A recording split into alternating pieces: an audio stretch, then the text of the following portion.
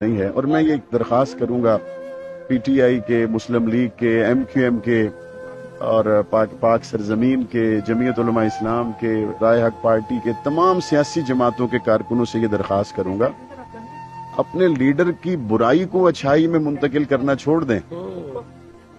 اچھائی اور برائی کا معیار اپنے نبی کو رکھیں۔ جو لیڈر آپ کے نبی کے ساتھ وفادار ہے، آپ کہیں گے اچھا ہے۔ جو وہاں پہ غداری کرے، کمزور بات کرے، تو اپنے لیڈر کو سمجھ، اور لیڈروں کو بھی چاہیے کہ وہ کردار ادا کریں کہ اگر ان کا کوئی ورکر ان کی رائے کے خلاف بات کر رہا ہے تو وہ شکر کریں کہ تنقید کر کے سیدھے راستے پر چلانے والے لوگ ہیں۔